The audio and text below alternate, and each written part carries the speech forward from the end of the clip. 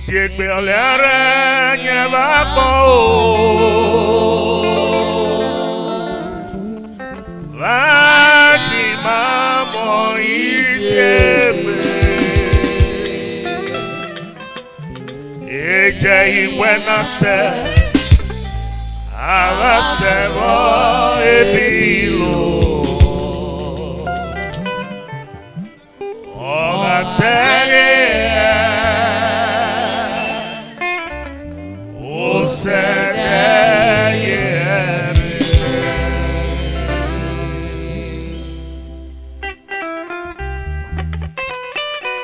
Aha!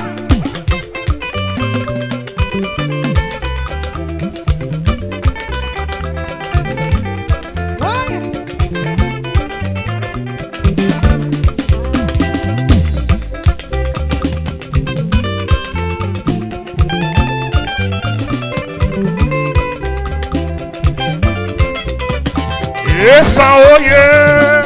Oh yeah. It was a month, if we ain't no say. No say akia, but she ain't me. Bigger yoka, Eliubu. Yes, oh yeah. Say Jamie Eliubu. Here you know.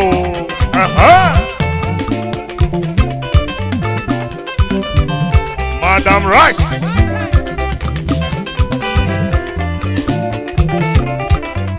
Apostle Alex Aitu. It's one of one more. If we ain't no ceremony.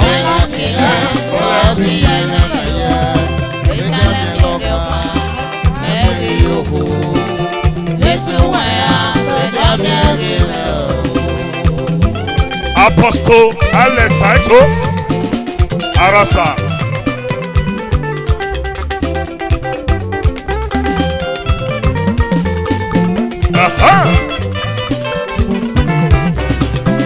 It was a one more. If we ain't no ceremony.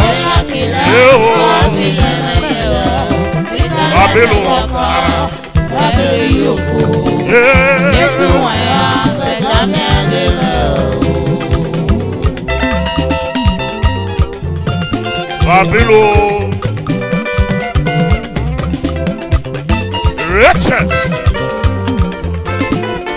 Oh, the aluminium. Uriga twakbe. Okay, fanokwa. Ebona bona. Isheygbechie nyebo. EHI-CHARLES avasevo ebilo. Ogaseye. Osedeye. Anointed. Yeah. That's my father. He's international. Anointed international. Yeah.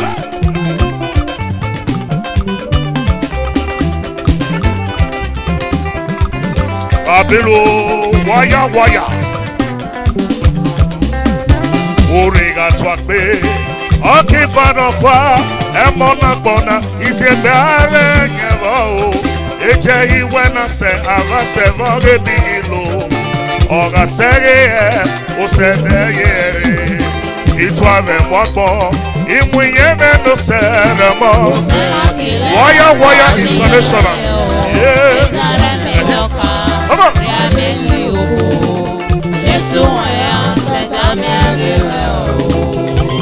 Wire international.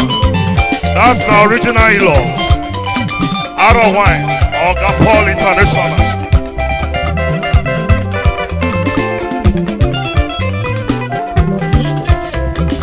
It was a one more. If we ain't no ceremony. Yo, Mama Cordelia.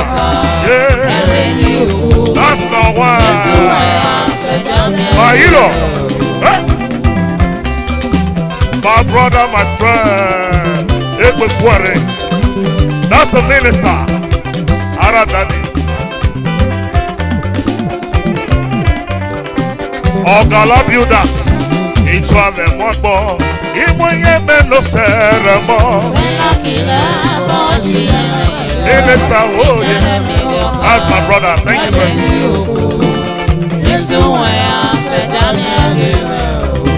The twins photo.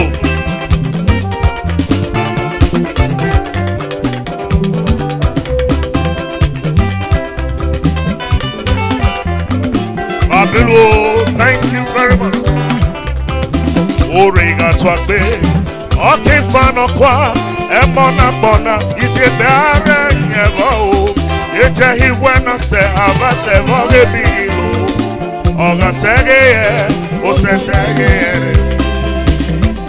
all right.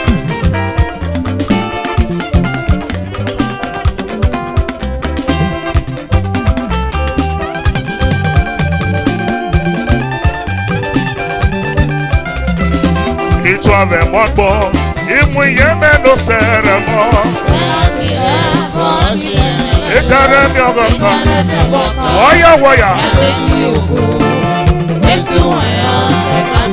Okay now.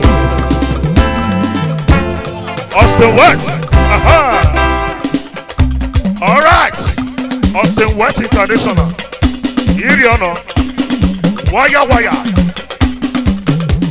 Ayewa. My boss. Thank you.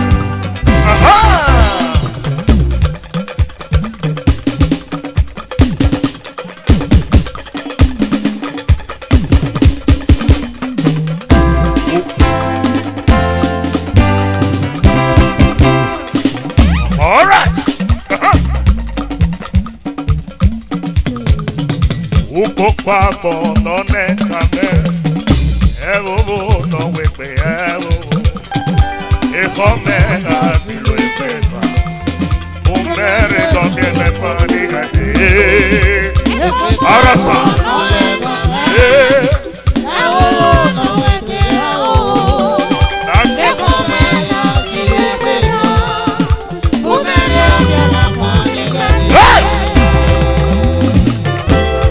all right.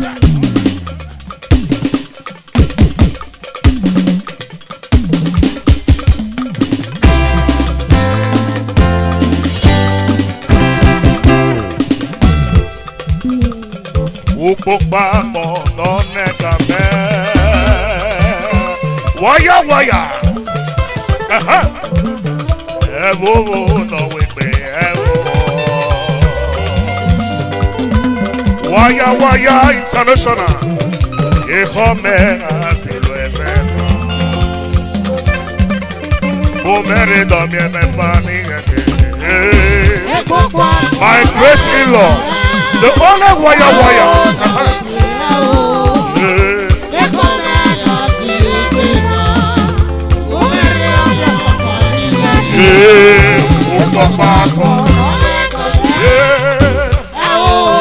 That's my original in-law, waya.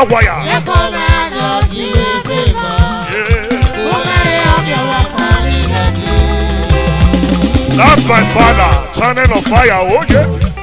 Apostle Mavis, Apostle Ose, Apostle Okurubu. Hey! Thank you, sir. That's my mama. Yeah.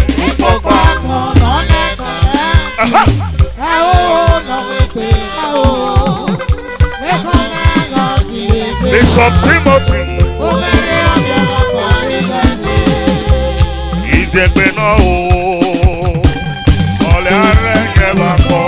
Isheygbechie o, Isheygbechie o, oh Isheygbechie o, Apostle Timothy International, yeah, Apostle Mavis, Agberaye Jayo, Isheygbechie o.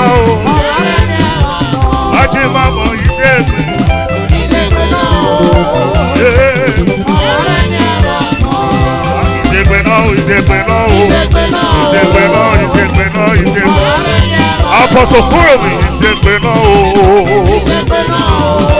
o, Apostle Mavis International, Apostle Kuromi, Mamo Isheygbechie o.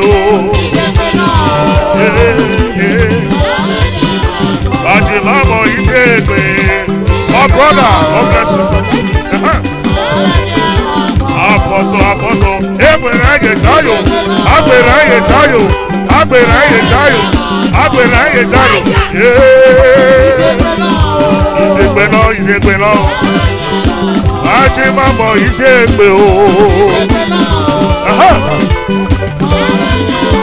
Ajimamo Isheygbechie o. Thank you, sir. God bless you, sir. Ajimamo Isheygbechie o.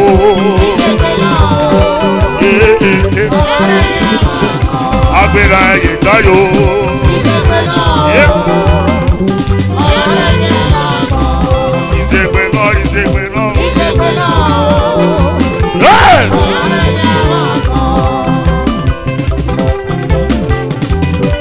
That's best luck international. Yeah. Yeah. My father, Ara. Yeah.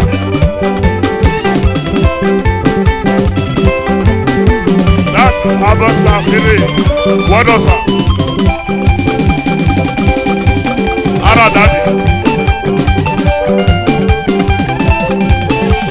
Ara.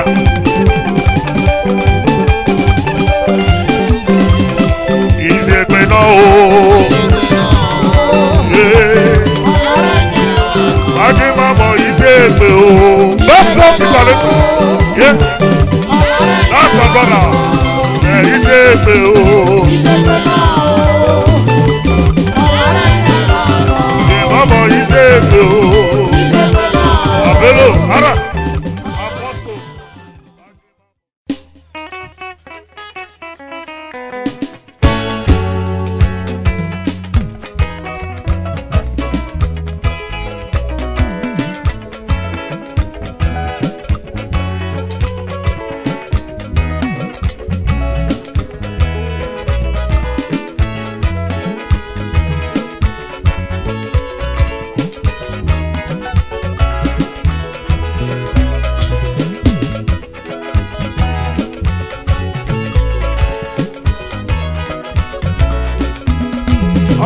Memoria de mumo mogo moye bakbe o.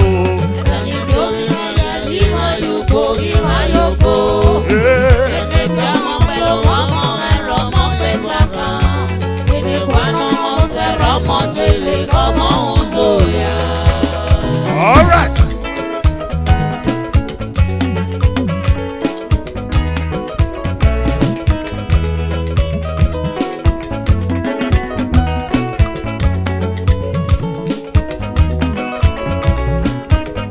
Oriagate momoriage mumo mogo moye bakboria le o.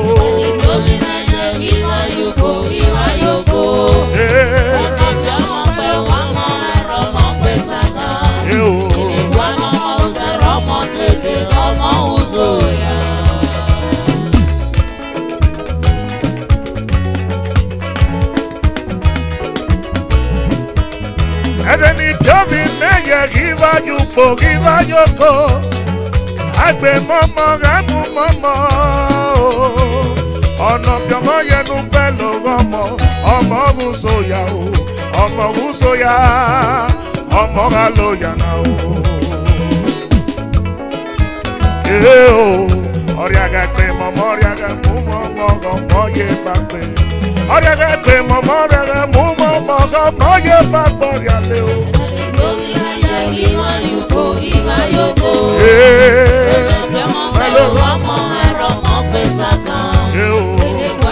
That's my beautiful sister. Ola Communication. Mr. Ine, oh yeah. Sonny man.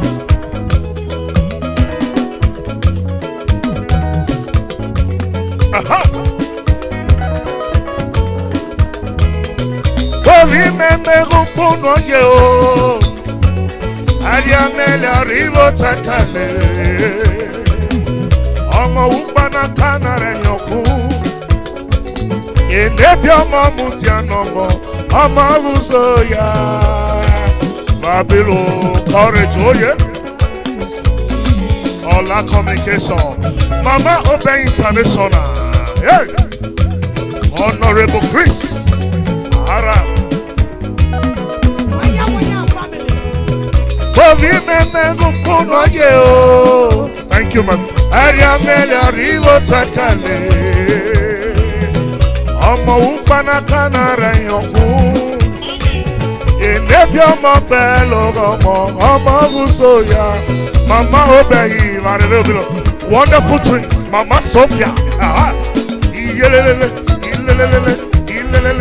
Hey, waya, waya.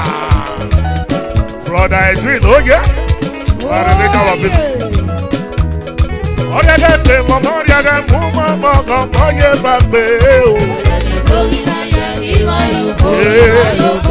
Violet, mama,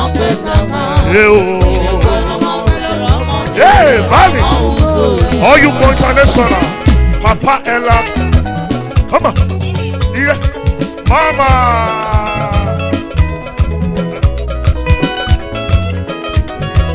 Abelo, this is how we know, yeah. Arasa, hey, Bovi me gupo no yeah. Ariamelia Rigo Takale. Omo Upana Kanara Yoku. Inebia Mabelo Omo Usoya. My super mother.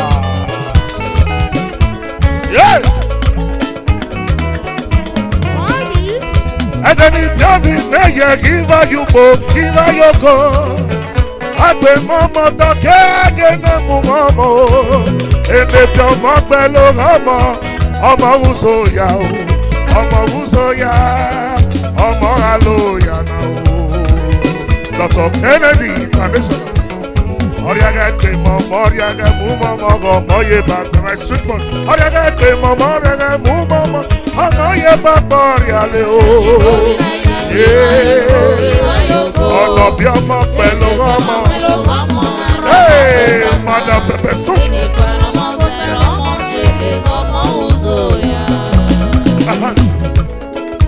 Omo Aloya now.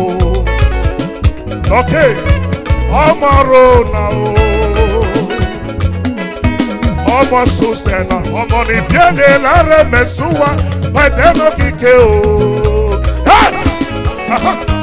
Omo Aloya now,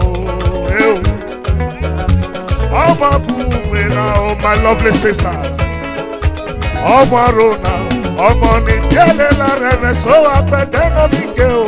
Oriaga mama, Oriaga mama, honorable patient. Hey, Vicky. Engineer.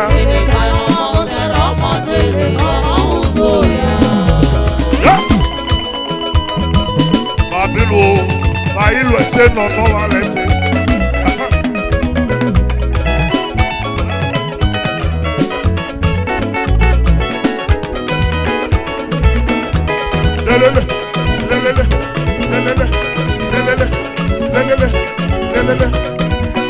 Mama G, that's my Lord. Lucas.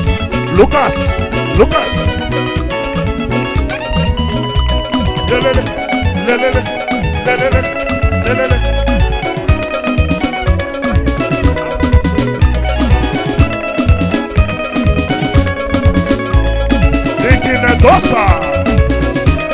Oriaga mama, Oriaga mama,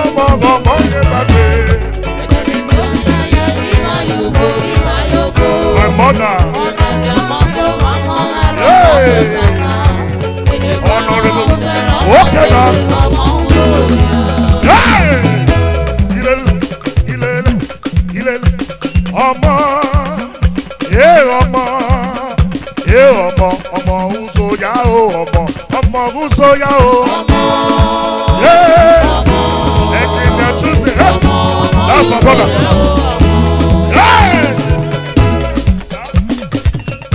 Engineer Joseph, Omo, Omo, Omo Usoya o, Omo Usoya o,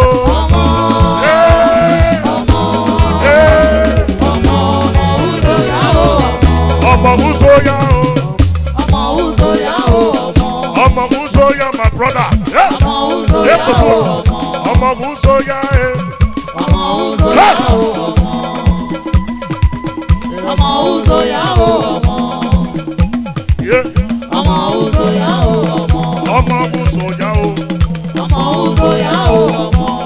aloya na ọmọ.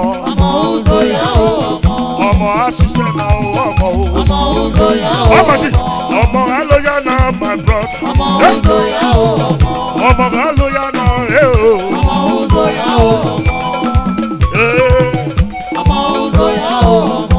First person no seme Mama really went Ọmọ uzo ya bless her. Ọmọ aloya na Hey!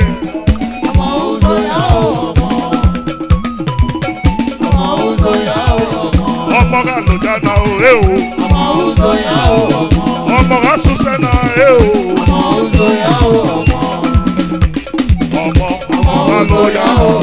Ọmọ aloya na Apostle, my brother, ọmọ aloya na Mr. Martis, oh yeah.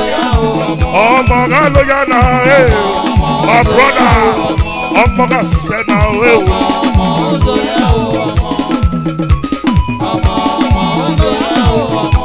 Yeah. Hey! That's the Prince Jerry.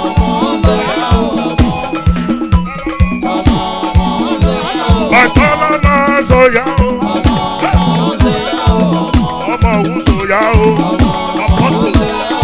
Dọ́dọ́lá ma ọmọ uzoya Dọ́dọ́lá ma ọmọ gazoya Dọ́dọ́lá ma aloya na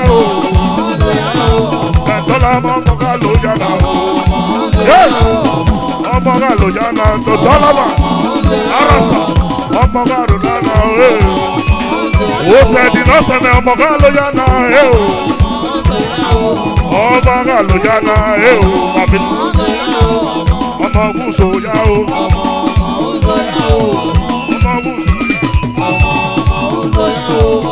ọmọ gúúsòyà my neighbor ọmọ gúúsòyà ọmọ fẹsọyà ọmọ gúúsòyà na Mr. Kẹ́mi ọmọ gúúsòyà na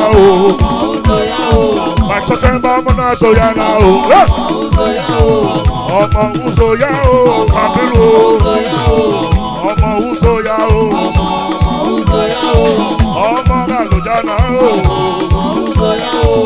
ọmọ galoya na my brother ọmọ uzoya ọmọ uzoya Clemo ọmọ uzoya that's my brother ọmọ uzoya ọmọ galoya na neighbor. Ọmọ galoya na ọmọ galoya na ọmọ galoya na Thank you. That's my wife. Arasa. Thank you.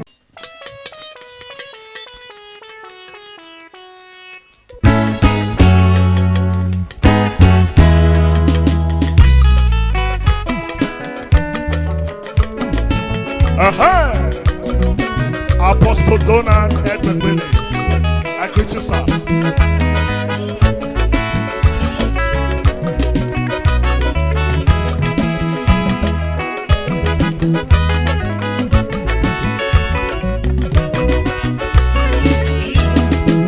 Ojo piadori wa na mi ogere debo. Odoga vale na ago kiva. Ọmọ kì í bá sọlé ewu. Òwe kì í já léwùkọ owó àná tí a yọ. Aléwùkọ lẹ́dá ní ọmọ náà ẹ̀fọ́kù. Ọba oge tó yẹnu jẹ́ pé fún mẹ́rẹ̀.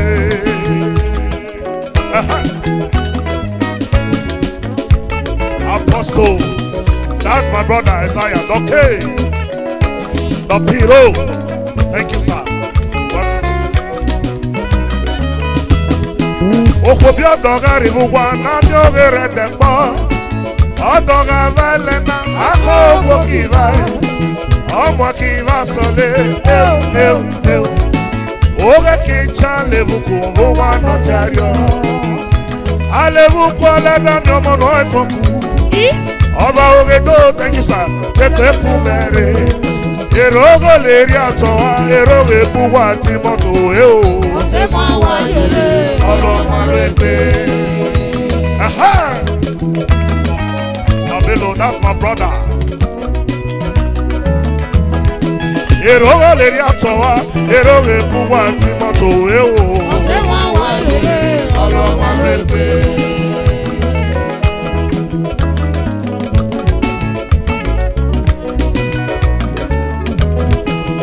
Ase mwa yere ọlọ́mọ lẹ́gbẹ́. Ase mwa yere ọlọ́mọ lẹ́gbẹ́ o. Uroge ri atowa, urege ri ahuwa o. Ase mwa yere o ọlọ́mọ lẹ́gbẹ́. Òkò bí ọ̀dọ̀gá rí gbogbo ànábí ògè rẹ̀ tẹ̀gbọ́. Ọ̀dọ̀gá bá ẹlẹ́nà akọ́ ọmọ kì í bá ẹ̀. Ọmọ kì í bá sọlé éu. Oge kì í já léwu kò wo wá náà ti àríọ̀. Àléwu kọ́ lẹ́dọ̀ mi ọmọ náà ìfọ̀kù. Ọba oge tó ti pé fún mẹ́rẹ̀. Wùrọ̀ lórí èrè àtọ̀wá, wùrọ̀ èbú wà tí mọ́tò ẹ̀ o. Ose mwa yere, ọlọ́mọ lẹ́gbẹ́. Tony ransom ṣàfùmẹ̀rẹ̀. Ilé lélelélelélé.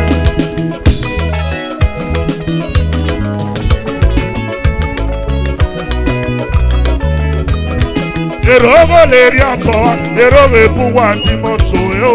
Ose mwa yere, ọlọ́mọ lẹ́gbẹ́.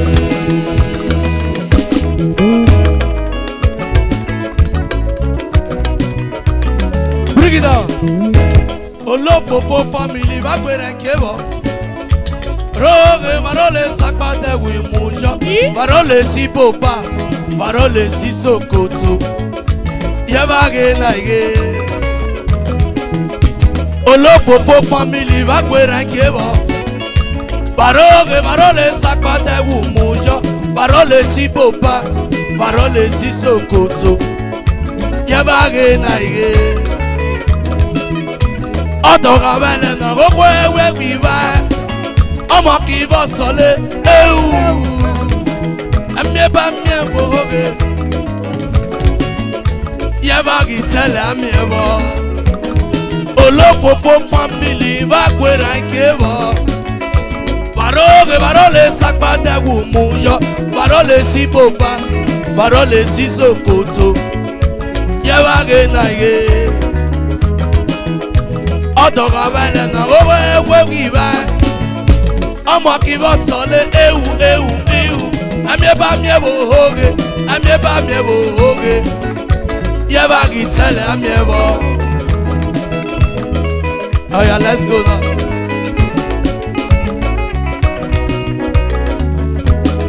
Atata bọ̀ yìí lọ́lọ́ àìpọ̀nà kú iye ẹ̀ làmì àpọ̀nà pẹ́ bọ́ bọ́ bọ́ bá ulẹ̀ ẹ̀ làmà wà náà rí mo dá. Omo imebulu eike afiole ihi ọ̀pẹ̀tẹ̀ àná sí kẹmọ àtọ́ ehe mẹ́rẹ́gbọ́ ìpínkẹ́ kọ́kọ́ wájọ́ náà parí dọ́gbé náà zẹ̀bọ́ nẹ́ẹ̀nẹ́ akílẹ̀ bọ́tàkíáwó mẹ́yìn ló yá bá pọ́n àtàtà bọ̀ àlẹ́ àtàmọ́ mẹ́yìn lèrè ọmọ lórí àbámẹ́wò nílàlẹ́ wúkúwó ó yọ̀rì àkàdá pé akì í fi ọ̀bọ̀dán rí ẹlẹ́ sùwákìgé sára múdé mẹ́tẹ́bìrẹ́ lámẹ́tì yó bẹ́ẹ̀bọ̀ kẹ́rì ìwòkè sánsẹ́ báyẹ̀ dì bóyá àkàdá pé akì í fi ọ̀bọ̀dán rí ẹlẹ́ ẹ̀yẹ mẹ́rẹ́gbọ́ ẹ̀gbìn kan kọ́kọ́ wájọ́ tá a parí lọ pé lára ṣẹ̀bọ́ nẹ̀ẹ́nẹ́ akì í lẹ̀ bọ́tàkẹ́wò mẹ́yìn ló yá bá kan tátà bọ̀ọ̀lẹ́ àtàmọ́ mẹ́yìn lè rán ọmọ lórí àbámẹ́wò nílàlẹ́ wúkúwó èrògè rí àtọ́ èrògè bú wà tí mọ́tò ọ̀la ọ̀la mẹ́nọ́jọ́ ọ̀la mẹ́nọ́ mọ̀gálù náà kìrìsìmátì mẹ́nọ́ mọ́lẹ́rọ̀ kìrìsì mẹ́nọ́ mọ́nọ́mọ́ kéré kìrìsì mẹ́nọ́ mọ́dọ́ ìmánójẹ́ nọ́mọ́ o. Ọlá mẹ́nọ́jẹ ọlá communication ọlá ní mẹ́rẹ̀ yìí o Chris pharmacy Chris supermarket ìyá rẹ̀ náà ní wẹ̀rẹ̀ yìí o wẹ̀rẹ̀ ìlú laissé, non, on va laisser. On a laissé Chris, on est à Luna. Daddy, you are too much, yo. Daddy, you are too much, yo. Daddy, you never me. Obo Boudia, hello, lo mieux. Paris, l'ouest, non, on va laisser. Franco, waya, waya. Ekpayan qui mène en moto. Franco, Franco, Olu never me. Paris, l'ouest, non, on va laisser. Obio, Guale, Biodie. Ifraki mène en moto. Obio, Guale, non. Yaba, Gole, Biodie. Ifraki mène en moto. Police men no more iyare wayo. Wagi lo say no no ba lesele. Unless the police ole aluna. Baba Franco. The Franco men no more do. Imeyi wa go bi okwele bi oje. Franco ki oje. Obo kwere we. Oko bi odogari wa na mi ogo re jepo. Franco no mo do. Mrs. H.S. Wagi lo se no va laisser. Franco me no mo. Franco no mo do. Wagi lo se le waya waya. Iyare no ni wega yo. Franco many yo. Baba Franco, you are too much yo. If Franco de Baba, Wagi lo say no va laisser. Franco me no modo.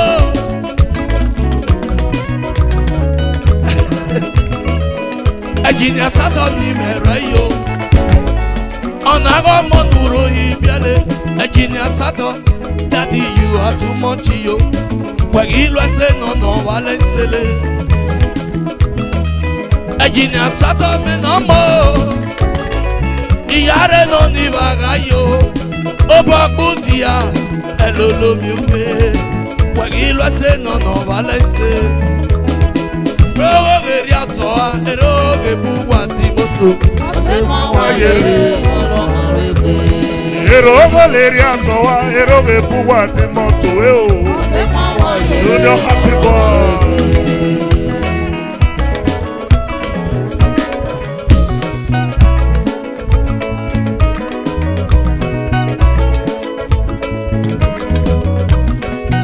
Isheygbechie nega rere me o.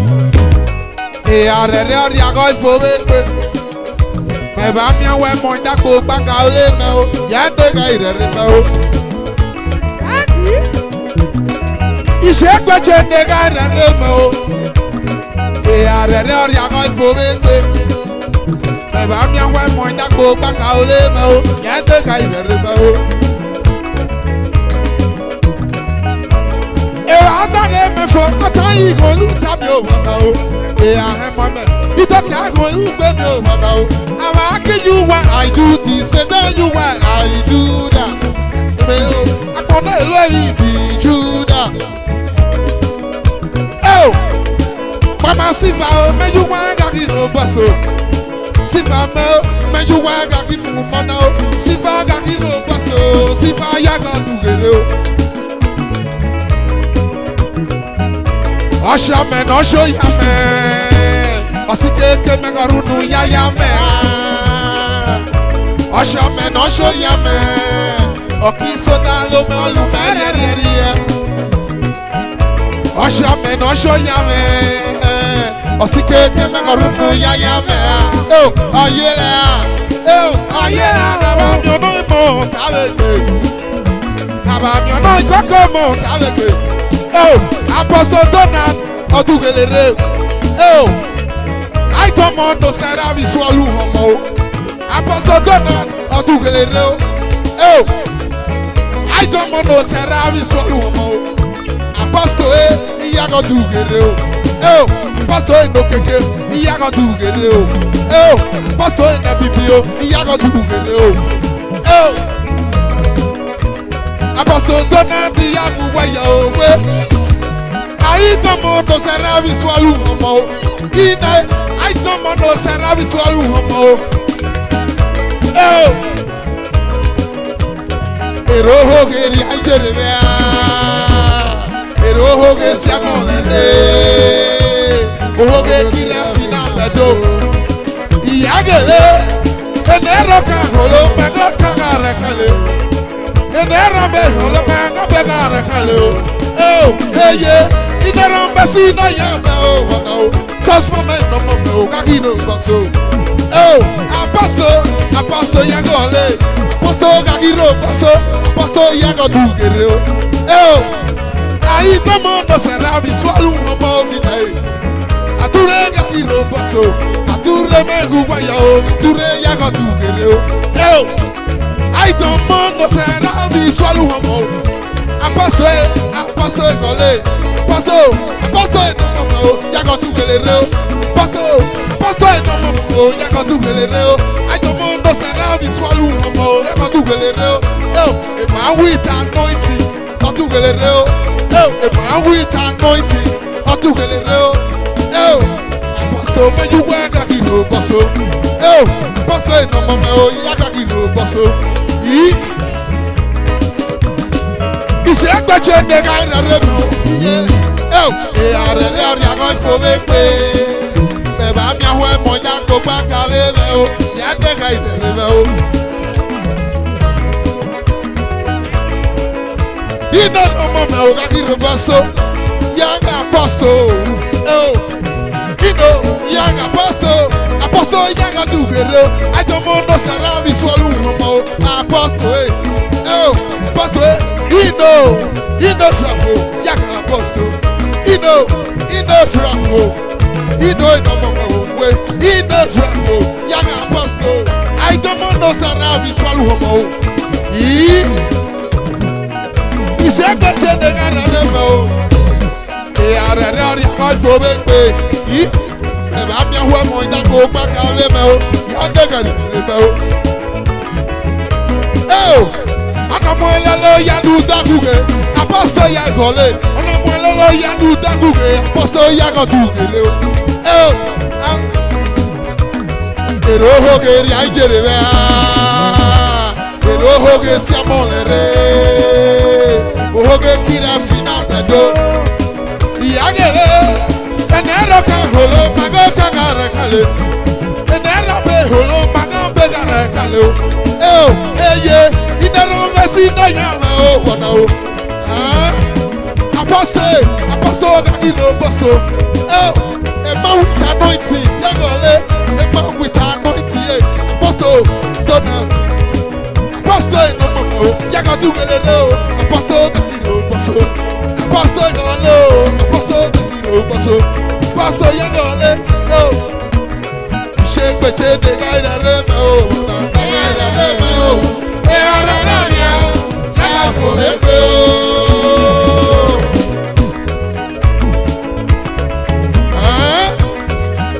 Isheygbechie the guy that never,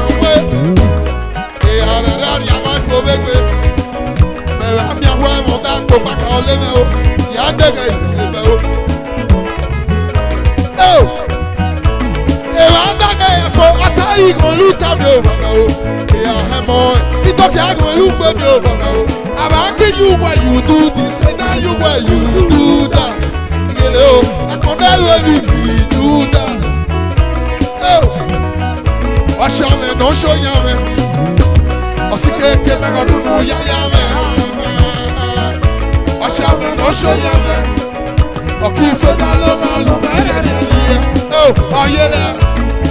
ayele, I'm your no more, oh, I'm your no more, Ventura Tanoria, Idara Tanoa, I'm your no more, oh, Eroho Geri, I get it, Eroho Geri, Samone, Ohoge Kira Fina Bedo, Yagale. Enero kan holo ma go kagare kale. Enero be holo ma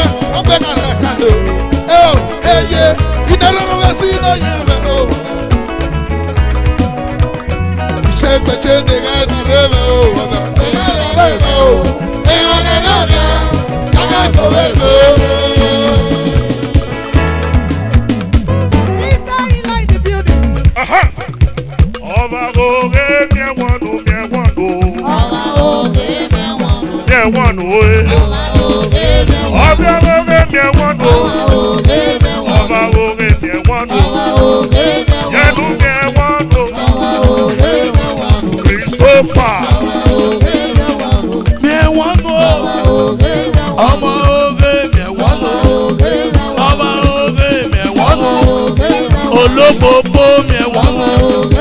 Olófòfó mi ẹ̀wọ̀n nù. Mi ẹ̀wọ̀n nù. Yá mi ẹ̀wọ̀n nù kí n náà. Àwọn ahọ́gọ̀ yá mi ẹ̀wọ̀n nù. Chọ́ mu ẹ̀wọ̀n nù. Chọ́ mu ẹ̀wọ̀n nù. Ẹgbẹ́rún ẹ̀ bá sẹ́yìn wọ̀ mu ẹ̀wọ̀n nù.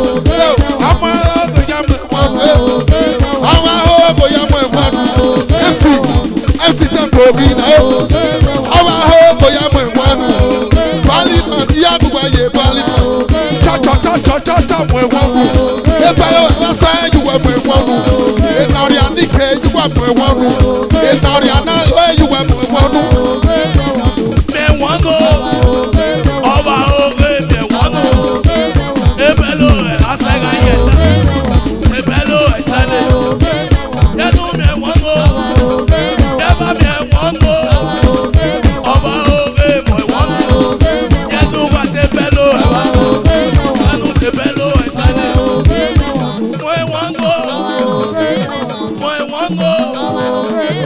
Chọ́. Ọba oge mi ẹ̀wọ̀n nù. Ọba oge mi ẹ̀wọ̀n nù. Yẹ́nu te belo ẹ̀ sẹ́lẹ̀. Yẹ́nu te belo ẹ̀ sẹ́lẹ̀. Ate belo ẹ̀ wá sọ. Mo ẹ̀wọ̀n nù. Mo ẹ̀wọ̀n nù. Ọba oge mi ẹ̀wọ̀n nù. Ọba oge mi ẹ̀wọ̀n nù. Ọba oge mi ẹ̀wọ̀n nù.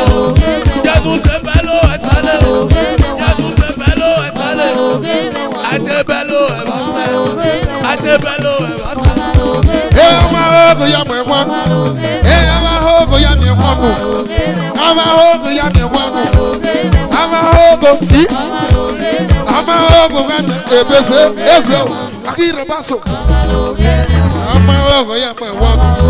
Chọ́ yìí.